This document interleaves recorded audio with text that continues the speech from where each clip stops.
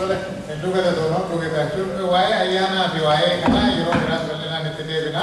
Mee gaaffii sadaffaa keessummaatti dhiyaateetti jira. Tokko luba kan ilaalatu lubaa fi waaqeffataa maan taane tokko an waaqeffataa. Bukaatee hedduu babay'ee.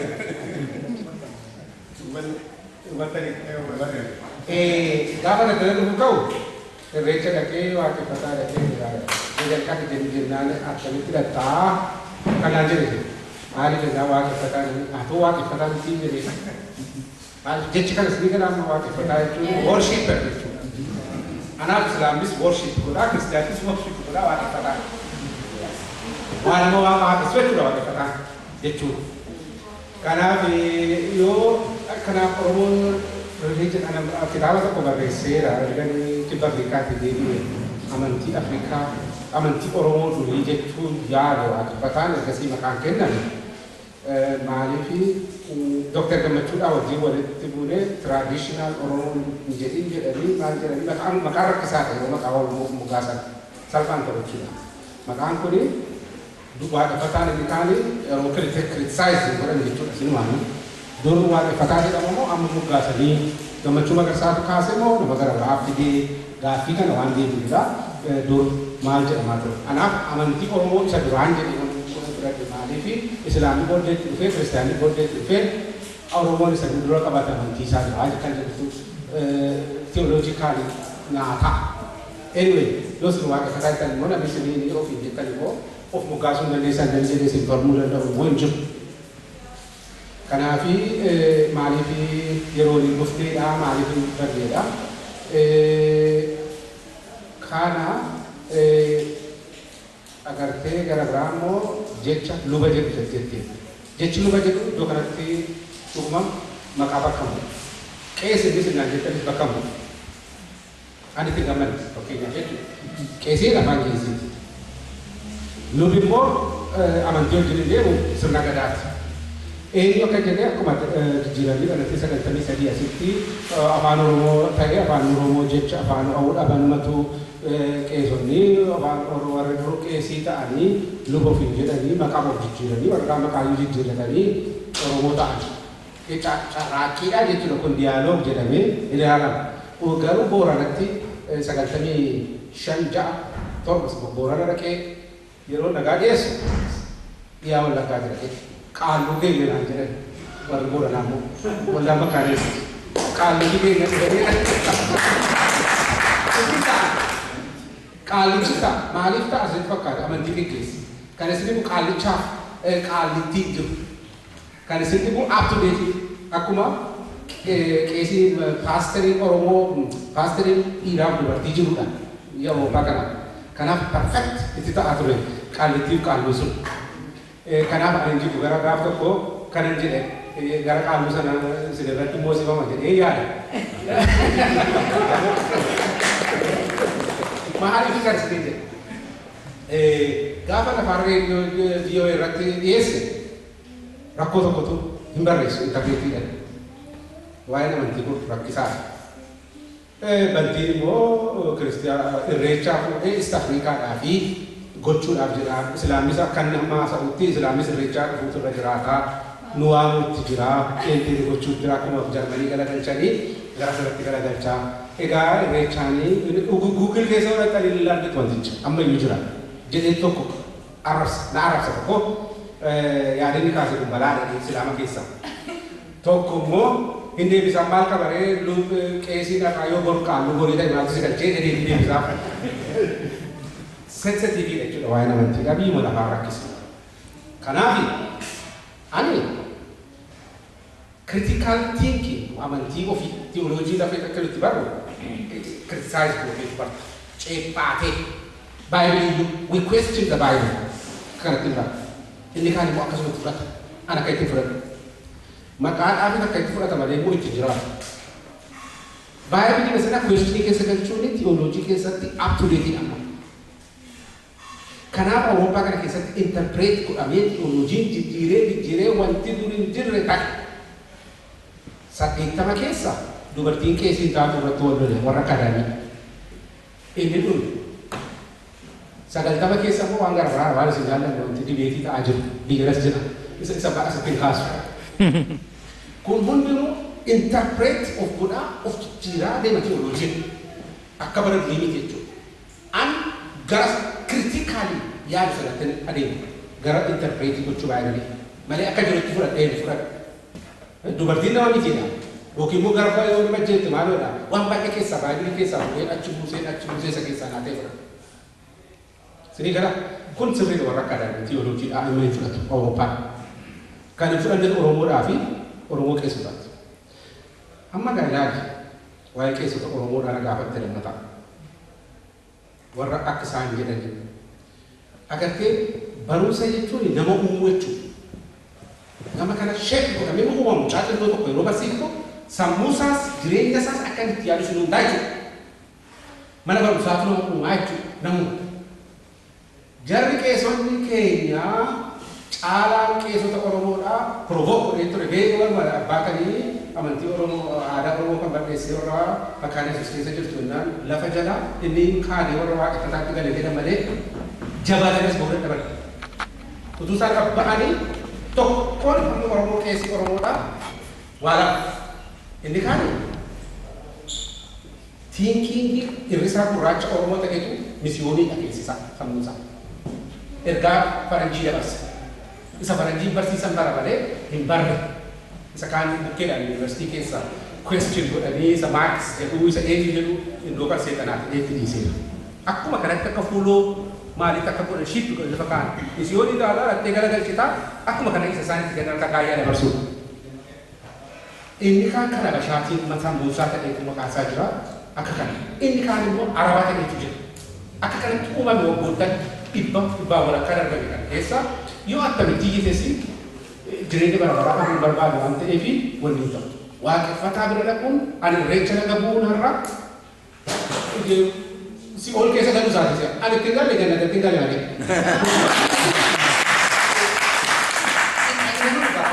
Nama akkasii kan attamitti jijjiirtaa diyaalogiidhaan jijjiirtaa provokooteettiftaa barumsaan jijjiirtaa.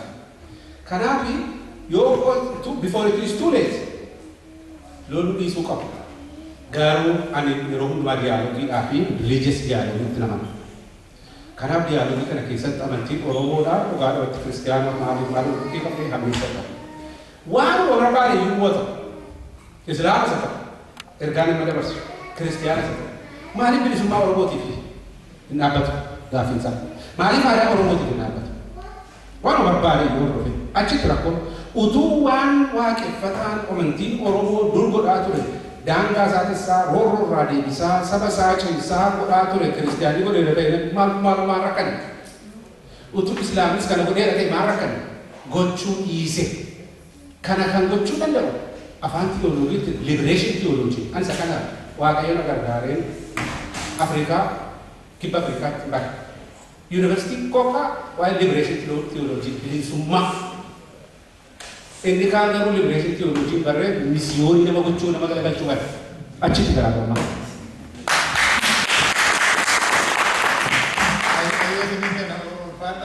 Keessumattiin waan hedduu hojjetaa turani kanaafuu duula adda addaatu irratti deemaa ture kana ittiin kaafnu fuula durammoo rabbi jedhe bal'inaan haasofna.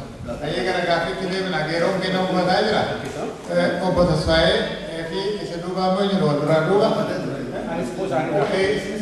Nama sadii wal faana kenna Obbo Tasfaayee. Ayyee. Oh, investment dari anak kita balik pembahagian juga. Iya, mama kayak gitu. Aku mau turun ke sana, baga yang nak kena ke sana. Wakai yang mes, udaratis akas met. Toko sinan. Bang bicara sekarang. Itu mau datu. Orang mau beri somu kandang dau. Wan mumfadi sini, wan gamtari ya. Amma sulit digaru disomong dan kasi warna kopi kalau itu gana tak kau gabung desa kami tak kita untuk kesan juga gapi cara kanak ni funan kau jadi cuma aku tidak gabung santu putih kita ni ti orang tinggi ande orang dah juga roga ini pun soal kita baay'inni obbo Dabbasaa Dhaafan gaaffii dhiyeessaa inni jalqabaa obbo Gammachuu waan dhiyeessan tokkotu jira. Maalifiin waaqa tokko jedha kan jedhan sun irratti naannoo nan jiraatutti Oromoonni baay'een maal jedhu gurraacha garaa darbaa tokkicha maqaa dhibbaa jedhu. Maali akkaataa isin deebisaa turtanitti waaqoo akkaataa hurriitiin bifa adda addaatiin bifa dhiyaatee tonni jedhaa jirtan. Maaliif gurraacha garaa darbaa jedhu Oromoon? Inni kun gaaffii isaaniif dhiyeessedha. Itti aansee waa'ee aadaa kan barsiisan irratti tokkeeffachuudhaaf kan dhiyeessa. Maalinni kan isaan kaasantu jira ture waa'ee qaalluu kanarratti anillee asitti dhaquun barbaadu. Qaalluun dhugmayyuu dhuunfaguu garuu raasaa yookiin immoo dagaaguma isaan deebisanis immoo waan biraatu jira ture. Ani gaaffiin koo waa'ee ayyaana masqalaa isa jedhu kana wajjin inni walqabsiisetan. Ayyaanni masqalaa Oromoota biratti akkaataa kamiin isa kabajamu kana iddoo lamatti qoodu naannoo keenyatti naannoo nan jiraadhetti itti qoodu. Adoolessa 16 hagayya 16 fi akkasumas immoo isa fulbaana akka bishaan lakkaa'utti jechuudha 17 irratti kabajamutu jira. Isa kam akkamitti akka laaltame otoo nu ibsitan isa kamidha kan Oromoo moo lachuuyyuu maaliif adda adda ta'uu danda'e isa kana isin gaafachuu barbaade. Dabalata warra waa'ee bunaa nu dhiyeessanii fi Oromoonni yeroo tokko tokko yeroo mammaakanii Oromoon otoo buna dhuguu lafa isaa gadhiisee jedhan isinoo aadaa bunaa Oromoodhaaf har'a dhiyeessitan kana akkamitti mammaaksa kana waliin fudhattoo isa kana ni deebisaa. Baay'ee isaa garuu kana dhaqu luman immoo qeesii jedhuree isa kamitti isin biratti kana noonni jechuu barbaadu waa'ee amantaa irratti sirriitti kana noonni jechuu barbaadu maaltu jira? Amantaa waa'ee ayyaanaa tuttaniitu. Ayyaanni Oromoo biratti ayyaanota jiran keessaa naannoo baay'ee waa'een ayyaanni dhukkee jira. Indichaa kan jedhamu jira. Akkasumas egaa maayinni masqala isaan illee nu deebisuu danda'u. Isaan kana akkamitti ilaala? Amantaa wajjin fudhattu moo aadaa wajjin kan isin fudhattan? Inni itti aanu yeroo baay'ee amantaa musliimaa, amantaa ortodoksiitu yookiin immoo amantaatu biraatu dhiibbaa nurratti geessisee aadaa Oromoo fi amantaa Oromoo jedhamee hundi keessanii ni deebisuu dandeessu. Garuu Oromoon maal gooneerra? Nutoo ceepha'uu dandeenya iddoo kanatti balaaleffatamuu dandeenya yoo balaaleffanne hin fageessina moo itti dhiyeessina aadaa kanatti. Isa kana inni dhuma maatiif amantaa isa jedhu ijoollee jechuun yoo amantaa tokko qaban maatii ijoollee irratti akkaataa amantaa isaanii sun itti gaggeessan irratti dhiibbaa gochuu danda'u akka seera teolojiitiin yoo ni jettan. Isa kana aadaa Oromoo fi akkaataa kamiin Oromoon amantaa isaa akka gaggeeffatu otoo naa deebistanii galatoomaa baay'ee fakkaata dhiifama. Akka ta'u walii galuu gaaffii gaggabaabsaa walii deebisanii keessaa ofirraan gala. Sagalee dhumaan gaafatan. Gaaffiin kiyya tokko obbo Dabbasaa ilaallatanitti fakkaata. Gaaffiin kun gaaffii yeroo baay'ee deddeebi'ee gaafatamu. Gaaffiin kiyya waa'ee sirna gadaatti as deebi'as. Sirna gadaa keessatti akkuma beeknu amma uummanni Oromoo sirna isaatti aadaa isaa deeffachaa jira. Aadaa isaa sabate sana deeffachaa jira. Sirna duratti sanatti deebi'aa jira. Akkuma beeknu immoo seerri tokko hin dulloomaa bakka isaatti seera haaratu ba'a. Inni haaraan bahe sun ennaa dulloome seera haaratu immoo ba'a. Akkasitti jenereeshinii irraa jenereeshinii irratti deemaa jira. Haa jennu amma uummanni Oromoo carraa argatee seera gadaatti buluu yoo jalqabe seerri inni dur bahe sun seerri gadaa inni durattii sun seera baraa wajjin wal madaalaa akkamitti modern society samma jiru kana seera gadaa saduratti sanaan bulchuu akkamitti danda'ama kanarratti wanti hojjetamaa jiru fakkeenyaaf seera yeroo ammaa hojjechuu hin dandeenye isa keessaa hambisanii seera gadaa sana modernized gochuudha yookaan immoo society ummata keenya sammaa kana seera sanatti akka bulu gochuudha wanti qoratamaa jiru jira kana gaafin kiyya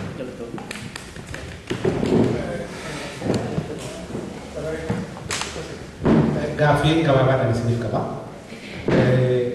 Waa'ee amantii Oromoodhaa yeroo haasa'amu yeroo gara caalu warra saba qaaroo yeroo Awurooppaa kana biratti kana Afrikaa yeroo haasa'amu amantiin keessanii kitaaba hin qabu, barreeffama hin qabu. Akkamittu amantii akkasiiti jettu jedha. Isin immoo akka namatti nuyi kitaaba barannee isarraa wabii waan baddeen silaasaa miti. Isin garuu akka nama baratee kitaaba dubbisee wanni jirtu hin taane akkamitti isinitti darbee eessaa baratan karaa kamiin gochuu dandeessan kitaaba irraa dubbiftan qabdu. Bare yang jadi ini bisa kantor itu nanti karaa kan gabaabaan deebi. Gaafin duraatti Oromoo waaqii gurraachaa jedha. Kanaami akkamitti gurraacha waaqii jedha. Tokkocha maqaa dhibbaa jedha. Inni tokko maal jettanii immoo maqaa dhibbaa jedha. Eegaa tokkochi maqaa dhibbaa jechuun akkaataa itti kadhattutti akkaataa itti waaqeffattutti siif obboleessi galee fudhatu gargar gootanii qabda. Tolchaaf tolfata. Dhaaqibsalli waan hedduu jira wanni ati mana keetti tolfatu. Kan obboleessa keetti tolfatu kan sallatti immoo waaqa goota. Yookaan wanni obboleessa abbaa keetti tolfatu kan abbaan keetti tolfatu ni jira kan immoo sottiftu waaqa goota.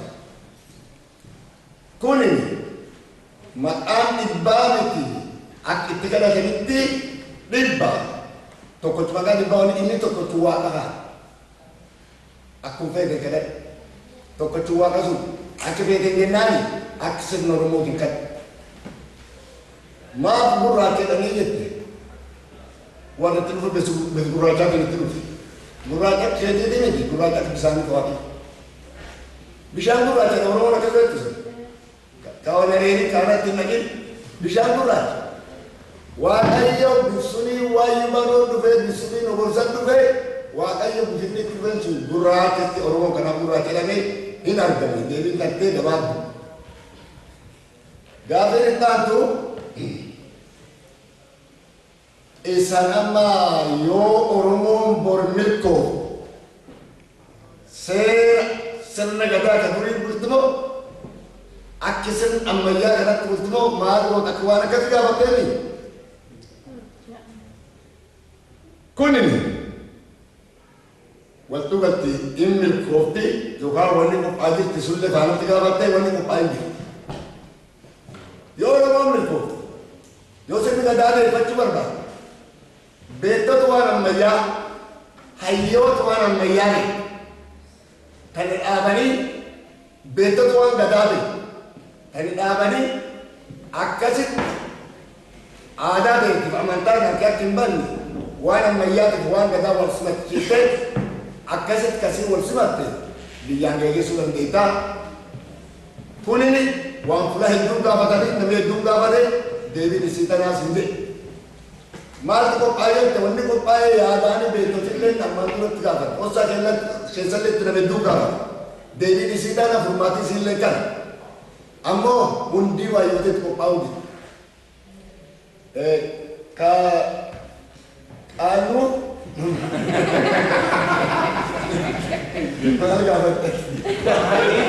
kita mau kadari akan kita galafun bare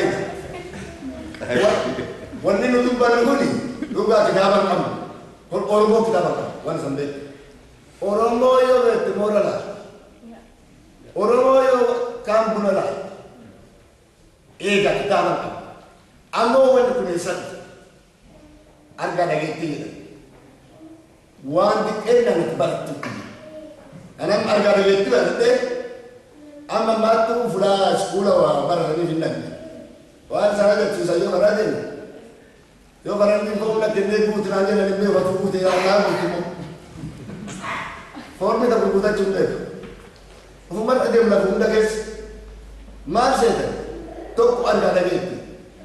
Lammeessuun arga dhageetti baradheeti miti yoo kennii qaba. Kennii waaqa keessi. Waaqni waan iskuula barachuudhaan dhowwee fi qaba. Waaqni waan afaan faranjii dubbachuudhaan dhowwee fi qaba. Ani afaan faranjii dubbadde yoo sanii qabate. Ani iskuula baradde yoo sanii qabate. Eegaa gaafiin tante sii deebisa natti fakkaatti karaa gabaabaa.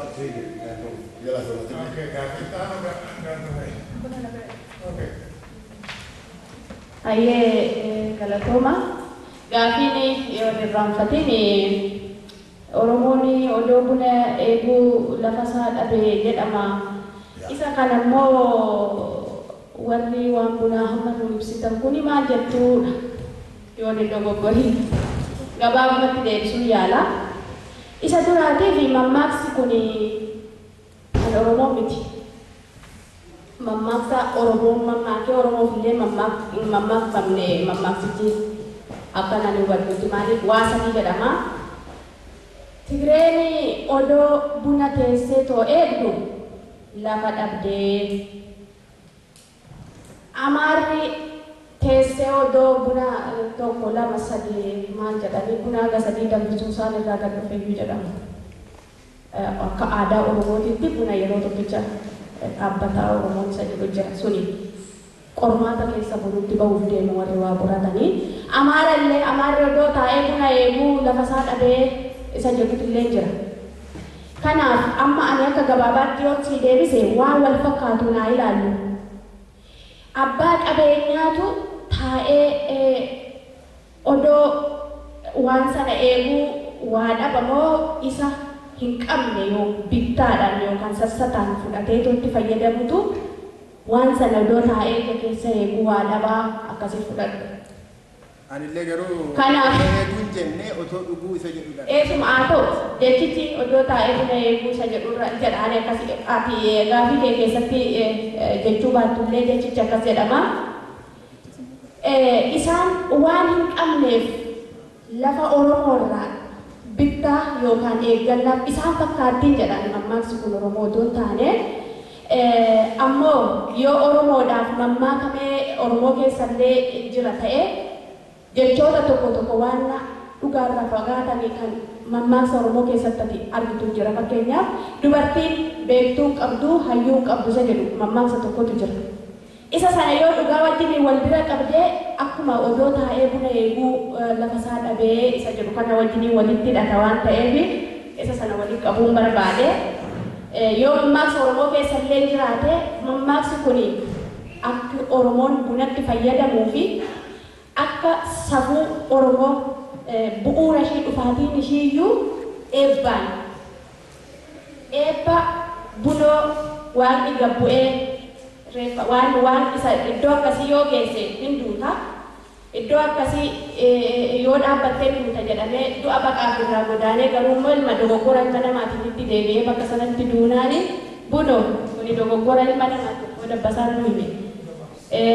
Achitti duutee kanaaf jedhee hodhaanni itti tufu hancufa waaqaa gorora waaqaatiin ol bahee heebba bunaa achirraa Oromoo kennaan saayyuu al Oromooti walitti hidhatee too dhufee jireenya Oromoo fi amantii Oromoo fi bunni walitti hidhatee dhufe waan ta'eef Oromoof hin hojjetu taa'ee waan inni eegu hin jiru akka waaqeffannaatti akka amantiisaatti walitti hidhatee jira waan ta'eef isa jedhu sii deebisa. Yoo itti ofiinis obbo Dabbasaan obbo Caalchisaanii ittiin dabaladhaa jedha. Ifa magaa yeroon hin jiru jedhu gaafiin kun nu ilaalaa deebiin deebisuuf deemnullee isuma ishiin amma jette kana garuu mammaaksa Oromoonni buna ilaalchisee mammaaku tokkoon dubbachuu barbaada. innis maal jedhu Oromoon gaa buna danfisuu irraa bu'aa maalii akka argatu maaliif akka buna sana danfisu ta'i mammaaka kana keessatti beekuun ni danda'amaa jechuudha. Kanas yeroo jennu buna duraan dursinee gaa buna danfisanii waaqa kadhachuun akka korma dhiyeessaniitti ilaalama jennee bira dabarree jira. Kanaaf daafii sababii garte tokko bunni jabanaa tokko kan oolchu kormi oolchuu jedha Oromoon. Korma as dhiyeessitee waaqa kadhachuunii fi buna kana danfifattee waaqa kadhachuun kunillee hagam akka ta'e mammaaksa kanarraa hubachuun ni danda'amaa jechuudha. Kanaafuu mammaaksa suni dhuguma akkuma ishiin amma jette anillee akkasitti beeku. Keessumaa kan Tigrii lafa eeguutaan jedhamu sana inni bal'inaan beekama.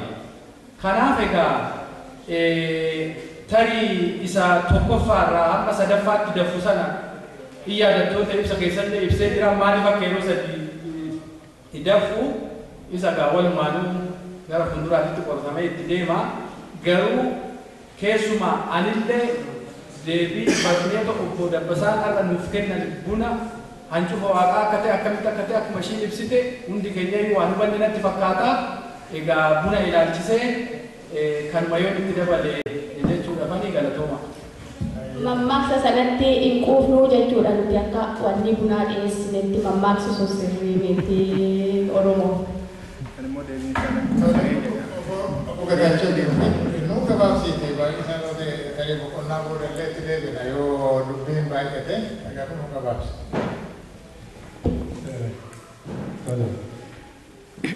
Gaaffii gaafame keessa tokko waa'ee waaqa gurraacha garaa garbaa jedhamu kan jedhamu gaaffii gaafame fakkaata. Xinnoo ishee waan irra dabaletti fakkaati xinnoo ishee gurraacha garaa garbaa hedduu jedhani waan dhugaa dubbachuu ta'e bifa isaanii waan agarree fi gurraacha jedhama. Invisible kan afaan ishee jedhamu sanaatu baay'isee hiika. Garaa garbaa jennu bishaan calqabatti ciisee jechuu otoo hin ta'in danda'a bal'aa kan hundumaa baachuu danda'u jechuudha. Gurraacha garaa garbaa. Kanaaf hundumaa waan baay'ee waan gochuu danda'u obsaa kanaaf waan ta'e garaa bal'aa. Kanaaf gurraacha garaa garbaa kan jedhamu kanaaf. Kun immoo garbuu kan jedhamu irraa wal qabatee jira. Seerri garbuu maal akka ta'e inni mataan isaa achi ilaalee maqaan garbaa maqaan garbicha kun isa wajjin wal qabata kan jechuun barbaadu. Kana gaafa tokko waan masqalaan fakkaata. Masqalli guyyaa adda addaa ibsama. Warri qaaluu gaafa biraa godhu warri biraa gaafa biraa kan jedhu. Gaaffiin kan kennu waa miti kan kootis kan nama hundaati. Haa ta'u immoo masqal jedhamu kun mataan isaa iyyuu kan Oromooti immoo kan alagaati mataan isaa. Kunis mataan isaa deebii argachuu qaba. Dhuguma naannoodhaan dhalattettis warri qaalluu fi Oromoo warri kaan yeroo adda addaa kuusan argina. Kun maalirraa madde jedhee waan tokko gaafa keessatti ture gaafa manatti miti. Dur guyyaa ibsaan itti bahu masqala kan jedhamu yoo ibsaa bahu gubaan baranaa maalirra oola jedhanii gubaan gaafatan dhaga'e. Gubaan baranaa maalirra oola ibsaa yoo bahu wal gaafata. Masqala kan jedhamu kun eenya kana keessa populaarii ta'a. Duri warra dhaadhaan warra hojii rakkaa kana isaanii baay'ee isaanii warra jechuudha fanii galatooma. Mammaaksa sanatti hin quufnuu jechuudha nuti akka wanni bunaa dhiyeessinetti mammaaksisu sirrii miti Oromoo. Obbo Gadaachuu deemu nuu gabaabsiite baay'isaan ote tarii boqonnaa boodallee itti deebina yoo dubbiin baay'ate agaruu nu gabaabsi.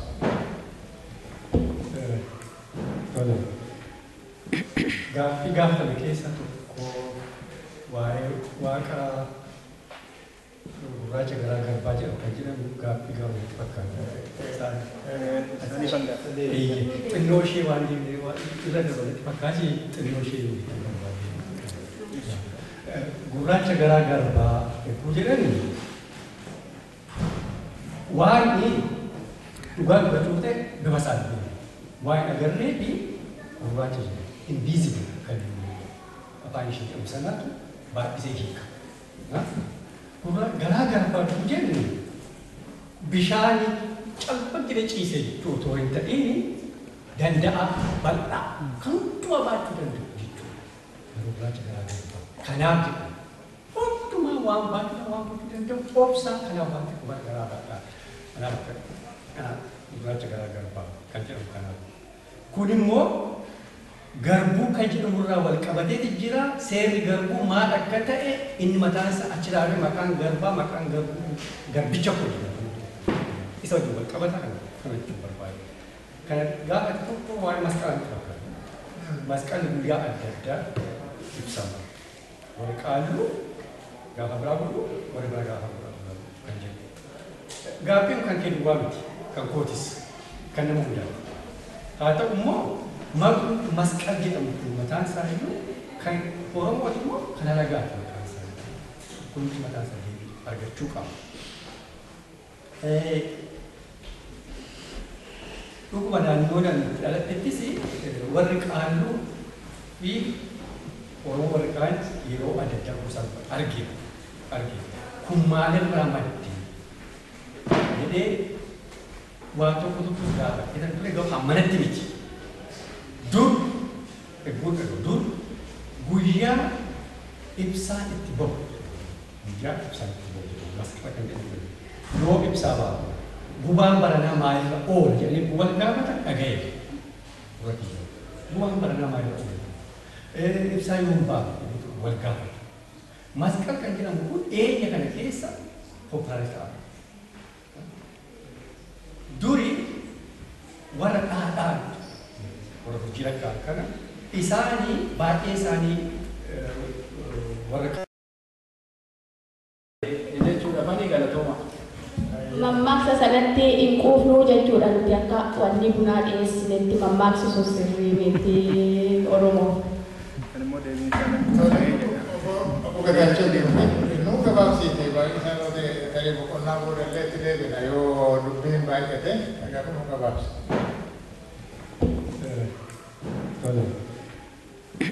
Gaaffii gaafatame keessa tokko waa'ee waaqa gurraacha garaa garbaa jedhamu kan jedhamu gaaffii gaafatti fakkaata. Xinnoo ishee waan irra dabalatti fakkaati xinnoo ishee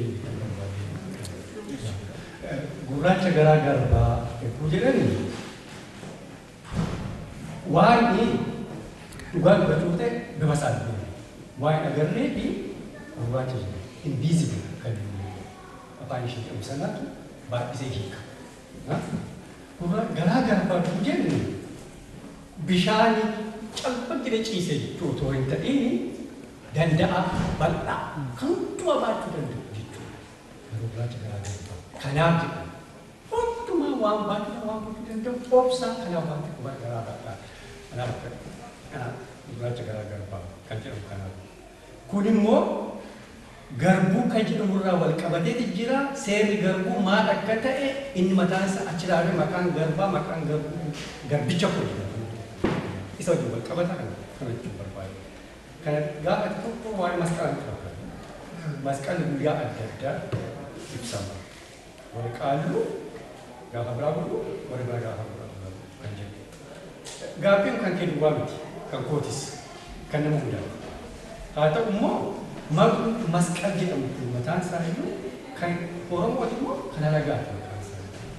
Kunis mataan isaa argachuu qaba. Dhuguma naannoodhaan dhalattettis warri qaalluu fi Oromoo warri kaan yeroo adda addaa kuusan argina. Kun maalirraa maddi jedhee waan tokko gaafa jedhan ture gaafa manatti miti. Dur guyyaa ibsaan itti bahu guyyaa ibsaatti booda masqala kan jedhamu yoo ibsaa baatu gubaan baranaa maalirra oola jedhanii wal gaafatan dhaga'e gubaan baranaa maalirra oola ibsaa yoo hin baatu wal gaafata masqala kan jedhamu kun eenya kana keessa qophaa'ee ta'a duri warra dhaadhaan warra hojii rakkaa kana isaanii baay'ee isaanii warra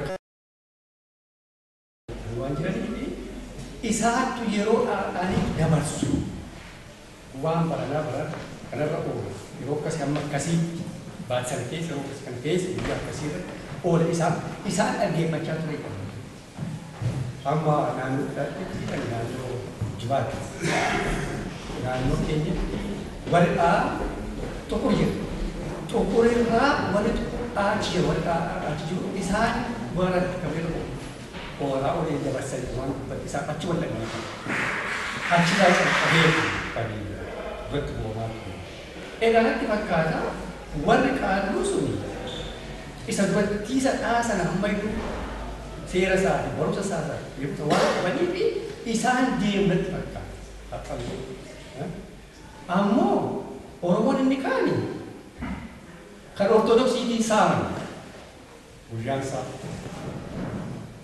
maskara masaasa guyyaa sana kun akka dhagaatti warra haisiyaasa luboota abashaa seerumaan dabarse guyyaa sana akka oola inni kaani hamla isaasitti guyyaa haisiyaasitti xirrate guyyaa sana bu'ama guyyaa sana dabaa gaasa ture guyyaa maskara gaasa isa jira inni kaan immoo sirumayyuu kanuma keenya masqalli kun masqala kan jedhu maada masqala kan jedhu wajjin amantii isaa irraa qabu ni tokko ishiitu masqala sana fannifamee barbaachaa jetteeti ibsaa aarsitee ixaana aarsitee qaanni sun dhaqee iddoo sanatti dhaqee waan ta'e gadi bu'ee achi dhaqee sagalee asii qoffaraa asii qoffoltan masqalli argaman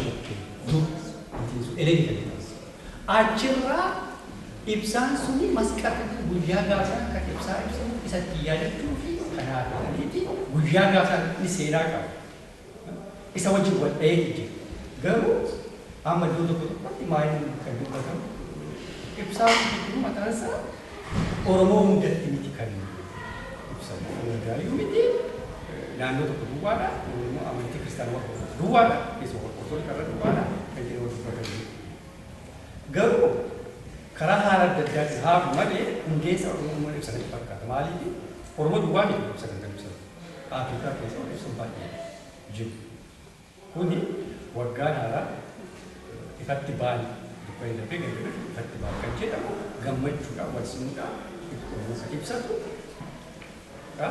kanaaf hundeessa tosheetu qoratamee hojjetamee gaarii fakkaata wadheeti jira kirii ta'uu qaba na kanatti Tole, ulfaadhaan amma yeroo keenya baay'ee darbee jira garuu carraa ilfee fi obbo Daani'eelii fi nama eenyu maqaan kee nama sadan kanaa kennee nama maal Gaaffiin gaafa keenyaan deemee gabaasee sirrii deebisa. Tokko masqalli akkuma isin jettanitti sirrii boba hangubeera yeroo nuti torban keessa ture waan jennuuti iyyoo boodaraa yaabaa boodaraa jedhameeti dura ibsaa kana loolli fatan oolcheedhaniitu gola golatti mamni godhu maalli kan aadaa Oromoorraa madde kaaba Keeniyaatti ayyaana sirreessuudhaan ayyaana sababii qoradhee jedha ayyaana aduu abiddaan jinnii mandara keessaa gubanii gaafa jiran qulqulleessan hafuura sodaachisa waan ta'eef kanaaf Afrikaa gubanimatu qubeerra loolli baasanii ari'u kanaaf achirraatu kanaaf amantii saadaas walitti qabaa jechuudha kanaaf anaaf gara aadaa sana fudhadhaa masqaliin jedhamu ortodoksii fidema maawallaaltan ortodoksii rigisti dhaleenii masqalii gaafa sana buusettee fidanii itti galchan kanaaf masqalii hojii waa walilaa irratti fakkaatu wantichi isaan garuu itti inculturation waan jedhu qabu warri ortodoksii haadhi cuubachuudhaan fidanii gashan garabraa balaaleffachuu wanti jedhu hojjetu ammaan booda amantii garabraa hin balaaleffannu garuu chaalenji godhu challenge goona ilaakoo islaama ta'uu dandeessaa maqaa kee garuu ayyaanaatti waggaafadhu jechuu wanta rakkoo barbaadudha. Waa'ee dhiibbaa ijoollee ofirratti jiru Awurooppaa keessaa dhiibbaan hin ta'u nama irratti amantiin dhiibbaadhaan hin deemu. Egaa yeroo keenya waan darbeef nan sassataa tole adda isa taane buraanee deemee nu gaggabaabsaa deegaa tokko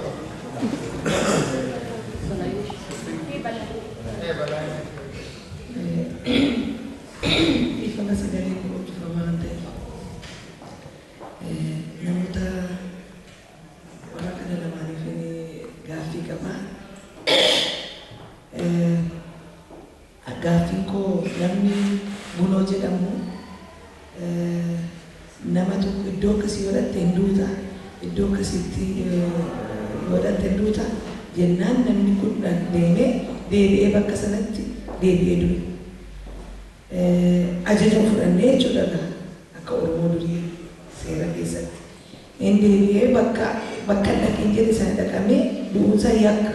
Ergi du'ee booda immoo maaliif dhaqeetti dhufee eebbisa nama dideera namichi kun maaliif eebbise ergi eebbisee booda immoo eebbisaa sun bunayyuu ta'e utuu inni gurra sana hin tufiin dura bunni hin jiru ture Oromoon buna dhugu ture.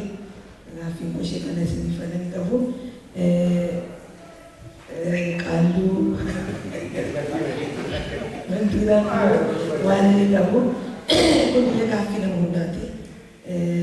Haa ta'u malee amma akkasii haala amma dubartiin akkanatti hedduu garaa nama nyaata, hedduu garaa nama laaffisa, hedduu abdii namaaf illee kenna. Maaliif hammarraatti sammuu keessatti kana keessatti kana baattanii Oromoo akka dhiphachaa jiru karaa amantii, karaa gabrummaa, karaa diinaa ba'aa hamma kana baatee Oromoo dipireeshinii biyya Oromaa keessatti nuuf ta'aa jiru kan maaliif of wareegdanii saba kana walitti qabdanii akkasitti barsiisuu yaalan garraatti. Hedduu nama gaddisiisa. Ani barnoota akkasiis isinirraa dhaga'ee hin beeku carraa isin argan. Haa ta'u immoo ergi kana ta'eeti gara ammarraatti koomeen isinirratti qaba. Gara fuulduraatti immoo obbo Dabbasaas ta'anii Qaalluu Bantiis ta'anii Oromoonni Dooktor Geestaachoos taatan isin amantii kana hin jaallattu ta'e saba keessan hin jaallattu ta'e Waaqayyo tokko ta'uu isaatti amantuu ta'e maaliif beektota hiriyoota dabalattanii beektota addunyaa kanaa Oromoota dabalattanii maaliif Oromoo barsiiftanii baay'ee isaa sheekota dabalattanii maaliif Oromoo walitti fiduu yaalle maaliif immoo yaaddu gara fuulduraatti ishuma kanan isin gaafachuu barbaada galatoomuu.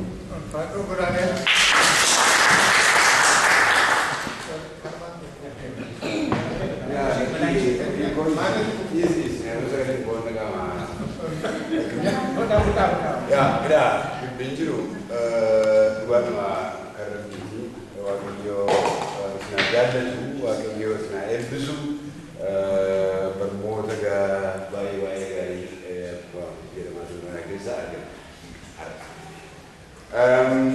Ega, wan Benjuru, hal Benjuru, pastor, orang dia ya. Sini. Akkaataa isin dhiyeessitanii manni impaaktii dhiibbaa akkamii karaa adda addaa qabaachaa ture amantaan irratti keessatti baay'ee gaariidha ergamaa. Ishee kana keessatti karaa kan biraadhaa isaan immoo seenaadhuma haqa jiru haqa amantaadhaa kanaadhaan itti barbaada. Dooktorri immoo karaa maashina naamusa amantaan keenya qabaachaa jiru. Egaa wayi tokko natti dha. Waadaa akkasii naaf hin galma barbaada. Inni maayini jimaan battama buleessa kan tasfaa waa qabaatee ture. Qaalluu kanaaf qaalluu durii fi qaallichaa isa maraataa booda dhufee lukkuu tokko naa kennaa, birrii kudha naa kennaa, birrii kudha shan naa kennaa kanaa godhaa bu'uura buraatti fida isa kana iddoo ishee addaan baafachuun. Ammoo masqala jettee lammaa kun masqalli kunii fi irreechi waliin qoodhaatu parpoozilii abashaan kana gochaa ture waan baay'ee wal gochaa ture. Impaaktiin karaa abashaadhaa karaa naannoo keenyaa sun amantaa keenya irratti dhiibbaa akkamii akka inni qabaachaa ture. By the way, hulluko sitile jaya namni chubura of michu of kulesho kujero. Deebisee xinqata jedhamu kana jechuun warra fakkaata kana xinqati kunis maaliif isa kana wajjin yeroo maaliif jechuun jimaamatti habashoonni dhiibbaa akkamii amantaa keenyaaf aadaa keenya balleessu dhiibbaa akkamii gochaa ture waggaa dhufutti karaa kanaa immoo utuu yaaduu naannoo qophaa'ee